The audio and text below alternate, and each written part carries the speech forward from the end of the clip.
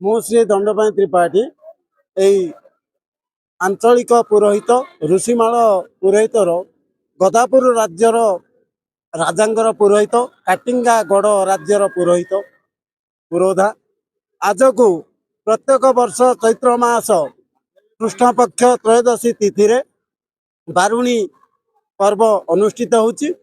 ଶନିବାର ତିଥିରେ ପଡ଼ିଲେ ମହାବାରୁଣୀ ଅନୁଷ୍ଠିତ ହେଉଛି। ମଙ୍ଗଳବାର ପଡ଼ିଲେ ମହାବାରୁଣୀ ହେଉଛି। ରବିବାର ପଡ଼ିଲେ ମହାବାରୁଣୀ ହେଉଛି।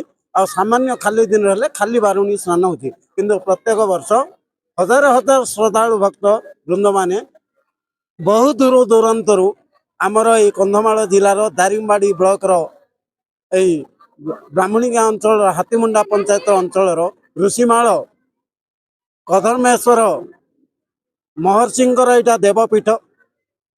এইঠে কধর্ম মহর্ষি তপস্যা করেছিলেন। ইয়ে তপভূমি। এই তপভূমি কি হাজার হাজার শ্রদ্ধাଳୁ ভক্ত আসি মনোবাঞ্ছিত মনস্কামনা পূରଣ କରି ବାଞ୍ଛିତ କରି ଯାଉଛନ୍ତି। ଗଞ୍ଜାମ ଗଜପତି ରାୟଗଡ଼ା ଜିଲ୍ଲାର ମଧ୍ୟସ୍ଥଳୀରେ ଅଛି। ଆଉ ଗଞ୍ଜାମରୁ ବହୁତ ଶ୍ରଦ୍ଧାଳୁ ଆସନ୍ତି। ଏ ବର୍ଷ ମୁଁ ଅନୁମାନ କରୁଛି 10,000ରୁ ଉର୍ଦ୍ଧ୍ୱ ଭକ୍ତ ବୃନ୍ଦ ସମାଗମ ହୋଇଥିବେ ବୋଲି ମୁଁ ଆଶା କରୁଛି।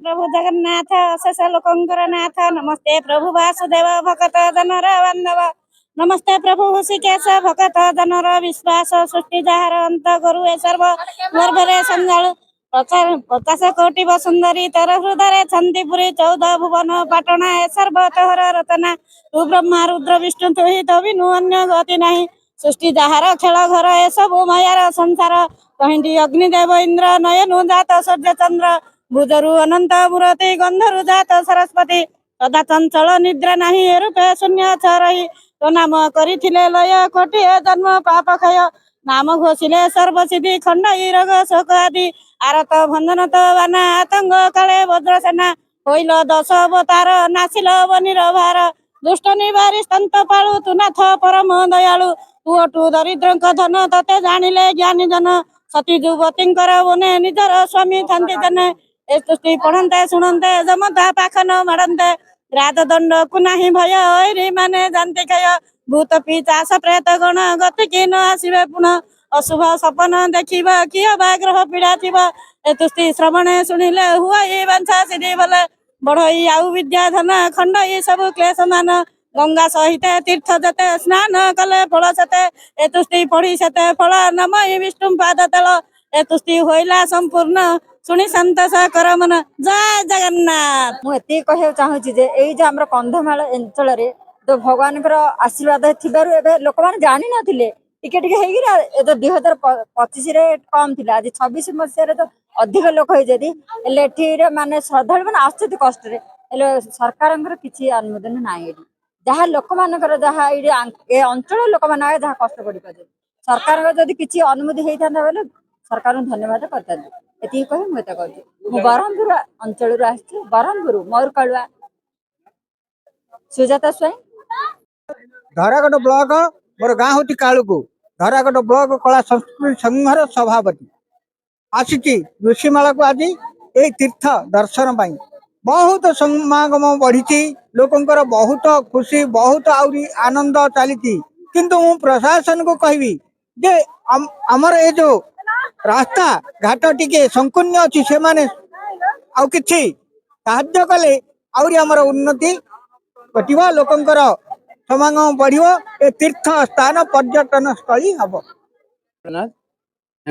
गंजाम जिला सोरडा ब्लॉक रु आसछु जितेंद्र गौड़ आमे प्राय सकाळ 4:30 बाहरी एठी आसिलु आसिबे भी लोक जनसमागम लागिछि आगा एठी बुड़ पके आमे रिटर्न होबाक जाउछु एठी हजार हजार लोकंगर गहली चलछि भी एठी भी खाଇବା व्यवस्था भी सब सेवा सब होइछि लोक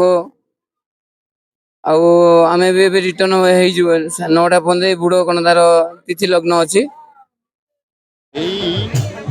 ऋषिकुल्या नदीर आरंभ स्थल बा ऋषिमाल पर्वत रहीला अनुभव करी आज की दीर्घ 32 वर्ष तले लोक तो आसुले किंतु यही अंचल प्राय विधर्मी मान प्रभाव थिला एठे एही प्रकार कार्यक्रम हो पार ପ୍ରଥମ କରି 1994 ମସିହାରେ ଏଇଠି ଗୋଟିଏ ଏଇ ଯେଉଁ 22 ପରିବାରକୁ ଧରିକରି ପ୍ରଥମେ ଗୋଟିଏ ଯଜ୍ଞ ହେଲା। ଆଉ ସେଇ ଯଜ୍ଞର ଅନୁଭୂତିରେ ଯେଉଁମାନେ ଯଜ୍ଞରେ ଭାଗ ନେଇଥିଲେ ସେମାନେ ଜାଣିଛନ୍ତି ଯେ କେଉଁ ପ୍ରକାର ପରିସ୍ଥିତି। ପ୍ରବଳ ବର୍ଷା, ଏଇଠି କୌଣସି ରାସ୍ତାଘାଟ ନଥିଲା, ଜିନିଷ ଆଣିବା ପାଇଁ ବ୍ୟବସ୍ଥା ନଥିଲା।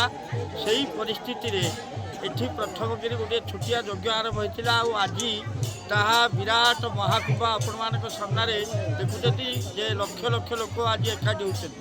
ସେହି ସମୟରେ ଏଇଠିକି ଆସିବା ପାଇଁ କମ୍ ସେ କମ୍ ଜଣେ ଲୋକ 30 କିଲୋମିଟର ଚାଲିଲେ ହିଁ ଆସିପାରୁଥିଲା। ଦୁଇ ପଟରୁ ଆସୁଥିଲେ ଲୋକ, ଏପଟେ ସୋରଡ଼ା ପଟରୁ, ଏପଟେ ବ୍ରାହ୍ମଣୀଗା ବା ମେରାମା ଦେଇକି।